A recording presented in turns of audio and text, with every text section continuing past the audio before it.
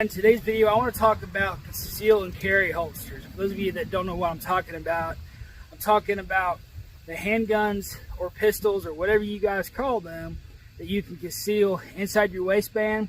And there's different types of holsters for this. But I'm going to tell you in today's video what makes a good conceal and carry holster versus one that isn't so good. To start off with, some basic things to look for. The retention of your holster is so important. For those of you that don't know what I'm talking about when I say retention of your holster, it means that your handgun should not be falling out of it. For example, this is an appendix inside the waistband carry holster. This is the retention I'm talking about. There's no release switch, there's no button, but as you can see, this pistol right here is not falling out. That is the kind of retention that you should be looking for whenever you're playing this. Also look for these types of concealment holsters, though, that can be adjusted for that retention. You might have to back it off sometimes for certain pistols. You might have to crank it down sometimes for other ones, but you want to make sure it's a nice tight fit in there. You don't want it too loose, but you also, on the other side of that, you don't want it too tight either, because for self-defense reasons, if you ever got to get it out in a hurry, you want it to where it'll just slide out just like that. It should be that easy to get out, but it should have the retention of putting it back in there that it will just hold right there. No buttons to push, real easy to get out, but it's also easy to put back in, and it's not going to fall out on you.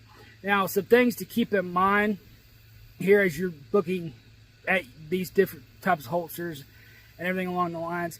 A holster that usually doesn't have as much to it, and what I mean by that, if you guys could take a look at this holster right here. This is a good size one. It covers the firearm very nicely. It doesn't have it's not over covering it, but it's covering it enough to where you can still get a good grip on this. Now, some of them are very skippy. If you think about like what you think about skippy being, like some females dress in very skimpy clothing to where they're not hardly wearing anything, it seems like. And that's what I personally want to avoid whenever it comes to looking at a conceal and carry holster, or really any holster at all for any type of firearm or anything like that. Especially with all the kinds of problems that the 6-seer 320 has been having and things along those lines. You definitely want a good holster to make sure that it's in there. And a good holster may not be able to prevent that kind of stuff anyway if the firearm is having that kind of defaults. But having a proper holster will definitely help prevent things like that from happening, and accidental misfires from happening. Because it's not uncommon for some pistols like that one, like it's been happening, I guess, from all the reports, and I don't know for sure. They say that they can't discharge on their own, but you never know. I mean, everything can have defects or defaults there, and it could just be some of them that came out of the factory that just didn't have the right things. That's why it's always important to take handling a pistol seriously, even when your hand is not on the trigger, or even if you think it's unloaded. Always make sure that it is before you say, hey, it's unloaded, things along those lines. But there'll be another video in the future about the 320 and what they say is going on with it. But I will say, though, guys, back to what I was saying about this, though, holsters are an important part. They're just as important as the firearms themselves, because you got to have something to keep your firearm in, and you got to have something that you can get into quickly, but something that's going to retain it, and something that isn't going to let it fall out. And if you're a bigger guy, like what I am, appendix carrying, you might want to consider, after you get something like this, maybe trying to carry it behind you or something along those lines.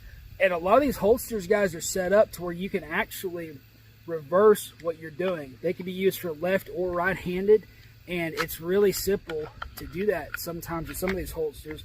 Now, on this one, you would have to flip some things around in order to do it. It can be used for right or left hand, but at the end of the day, you really just gotta see what works for you, what feels right to you, and always do your research on what you think you might want at the end of the day. At the end of the day, it's all personal preference, but also make sure that just because you may like that one more than this one, or you may think that you like that one more than this one, but this one's actually a better quality product. Always look at things like that And at the end of the day, always make sure that you're following the simple guidelines of safety, whenever it comes to handling any types of firearms. And just make sure that you're having fun if you go to the range and things like that, but also make sure that you have the proper equipment. Not just concealed carry holsters that are important to have the proper setup on. The outside carry holsters or the open carry, like what a lot of people do. And some of these inside the waistband holsters could actually be converted with a different paddle to actually be worn on the outside. It does come as an add-on accessory, but you might look into that, guys, if you're somebody that likes wearing on the outside more. If you're not into the holster thing, then look for a shoulder strap holster or something that you could. They also make belly band holsters that go around your stomach and everything. It's just stretchable. It's got different compartments in it. You can put your pistols in there. They're usually made for smaller pistols, but really all these will work as long as they're good quality, they have the retention, and they have everything that you need. And make sure that you're buying the right size too.